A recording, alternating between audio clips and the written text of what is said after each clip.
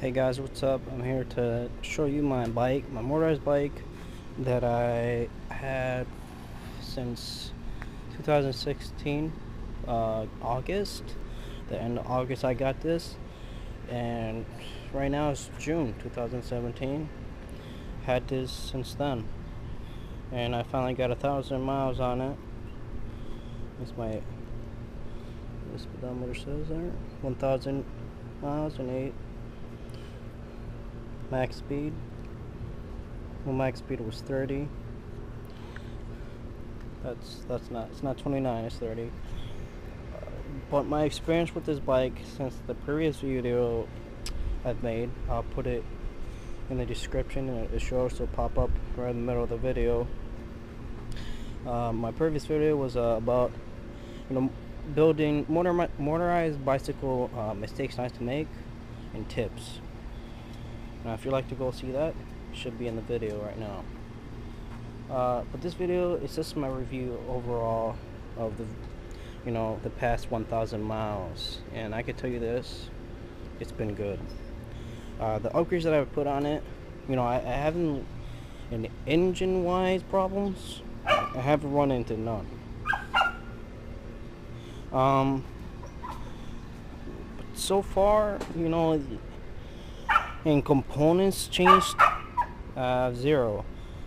My pistons are good. My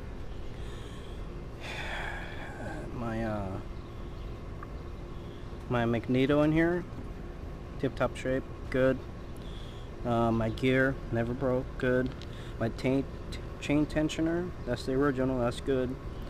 The gear, changed that 2 weeks ago. The original factory, most kits that you get, you get a 44 tooth sprocket. This is called a sprocket. That's your rear gear. Usually comes to 44 teeth on one gear. This is a 38 tooth, and I can tell you there's a decent difference in speed.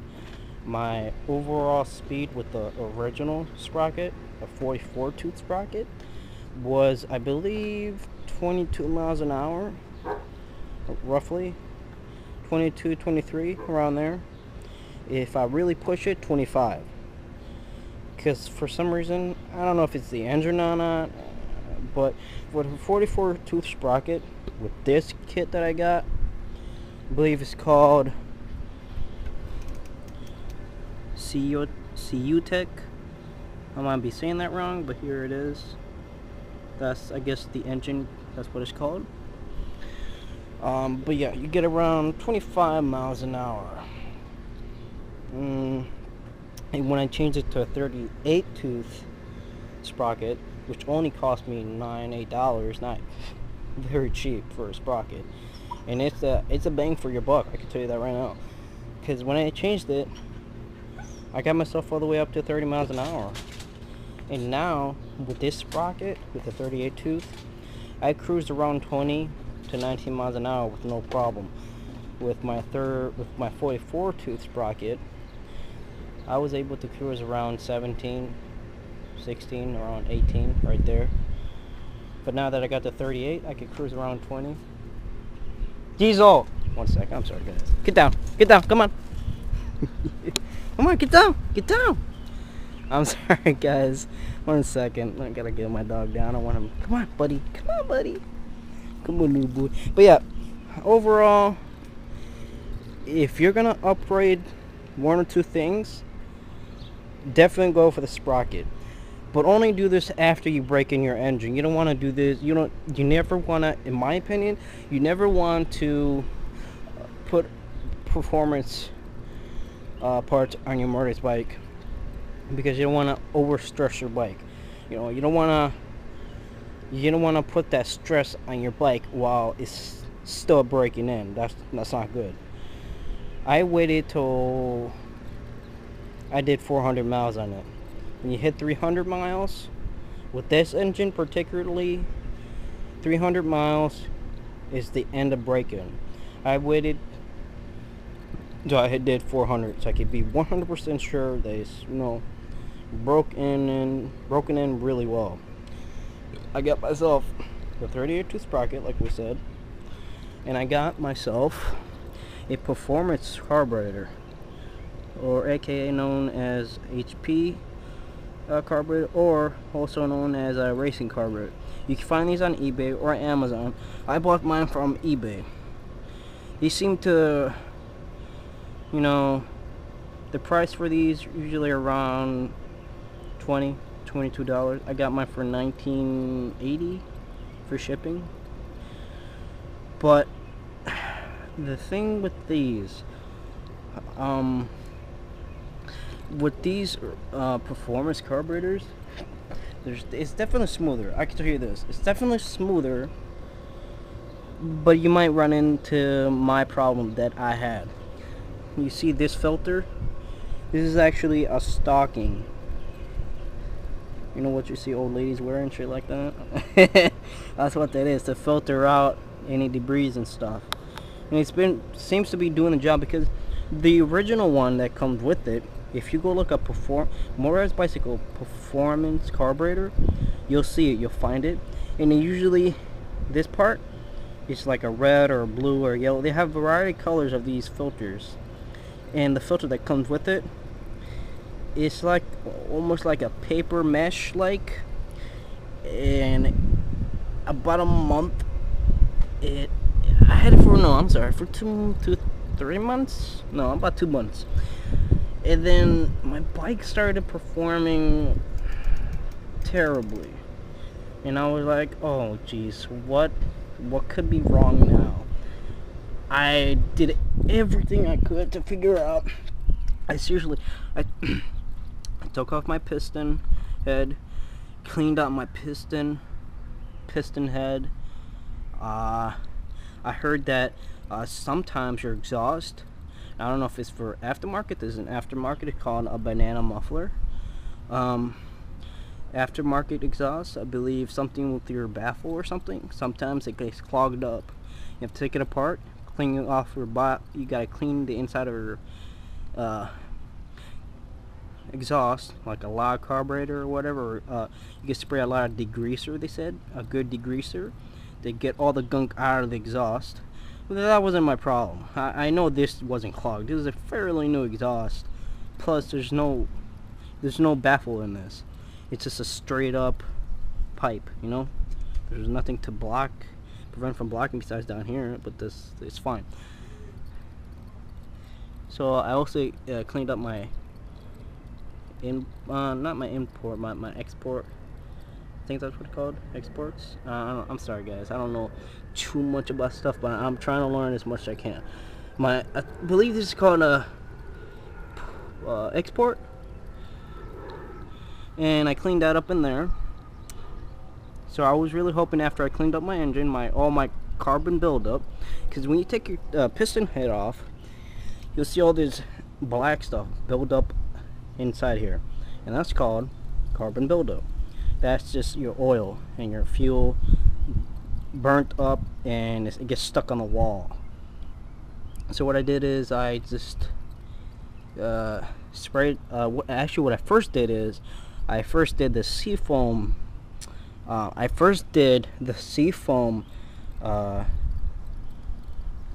Test. I'm sure you guys heard of seafoam. Seafoam is a liquid where you spray in carburetor while your engine's running.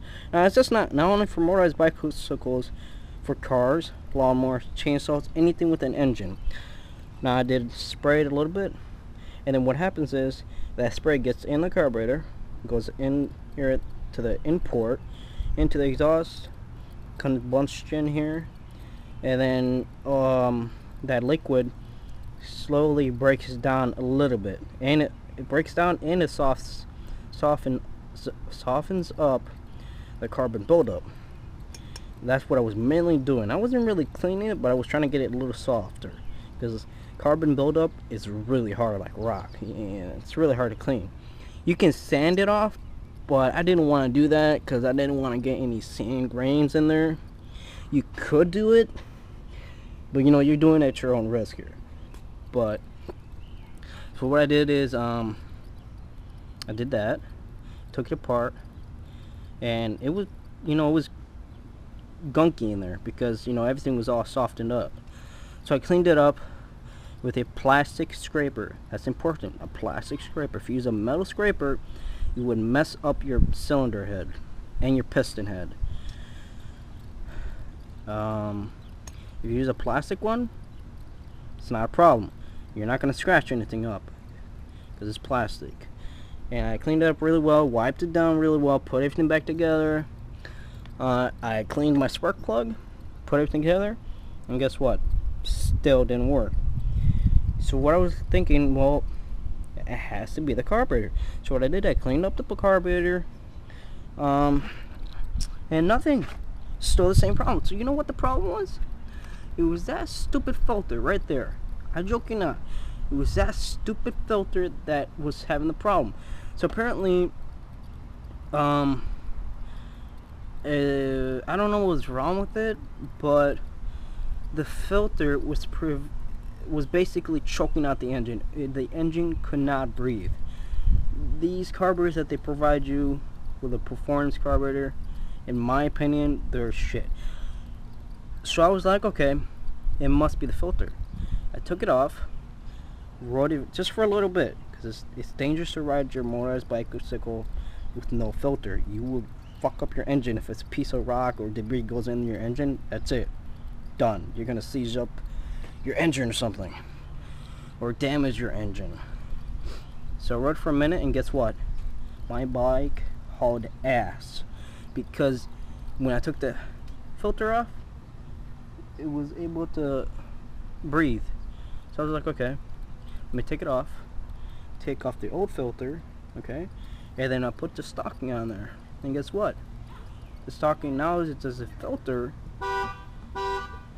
Sorry about that noise, guys. Not only does it filter, the engine is able to breathe properly like it's supposed to.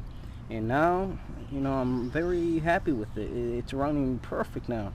So if you guys run into like a problem like that with a racing carburetor, or in matter of fact, any carburetor really, clean your filter. Clean your filter or get a new filter. Or if you have a racing carburetor and you have the same problem and you don't want to buy another filter, just put a stocking on it. Just put a stocking on it, and then it'll work just fine. Let's see. Any upgrades? So my only upgrades that I've done is my exhaust, banana muffler. I think that was $25. Carburetor was $20. Gear was $9. You know, for overall, you get, you know, you don't pay too much to get a little extra miles per hour. I'm sorry, not per hour. You know, a higher top speed out of your bike. I also put this performance wire on here. It doesn't really do anything. I really bought it for just the looks because it blends in with my bike. It's nice and red. Bikeberry provides those for I think $10 or no, I'm sorry, $8 on Amazon. I also put a temperature gauge on here, as you can see here, and that's one of my proud things that I put on this bike, because it always keeps an eye on my temperature on my bike, because I like riding this bike for a long time, and it tells me how hot the engine is, and it saved me a couple of times. And so I give the bike a break, keep an eye on the temperature gauge. When it lowers a little bit, start it up, and I'm off on my way again. But here's your proof. That's how many miles I put on it. 1,800 miles. Max speed 29. It's not 29, that's wrong. It was actually 30. I've also put that's just a normal clutch actually. I put myself a side mirror. It's a good mirror. I prefer you guys get this kind of mirror. They're only $12 on eBay.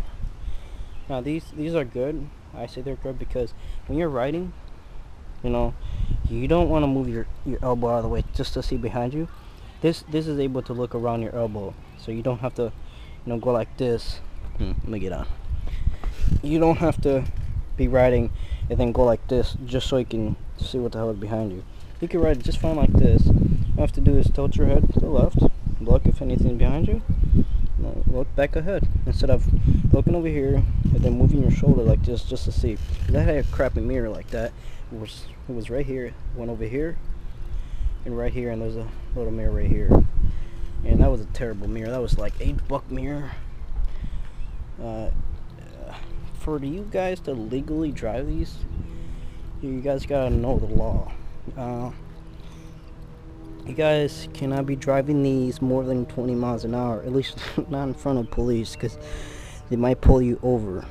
At least in the state of Illinois, you're not allowed to go more than 20 miles an hour on these, because they'll say that they're basically a scooter and you have to get a license for it. For you to also legally drive these, you have to get lights. Get yourself some cheapy lights, front and a rear light. That way they won't give you a ticket. Let's see, anything else? I think that's it, guys. Like I said, I haven't run into any problems besides that carburetor. I have not run into any problems with the engine itself. No gear problems, no inner clutch problems in here, nothing. Like I said, the only problems I've run into, just the carburetor filter, just the filter itself. But overall, this bike is amazing. I can finally get up to 30 miles an hour now with these little upgrades. I'll throw a little tip right now with these carburetors. Not this particularly, but the antique carburetor that comes with the bike. Now if you guys don't know what an antique carburetor is that cheapy carburetor that comes with your kit. You know, that little black one, that little crappy one. It's right here. I'll get it for you guys. I like going that extra step just so I can show you guys what I mean. This. If you guys have this carburetor right here, this is called an antique carburetor.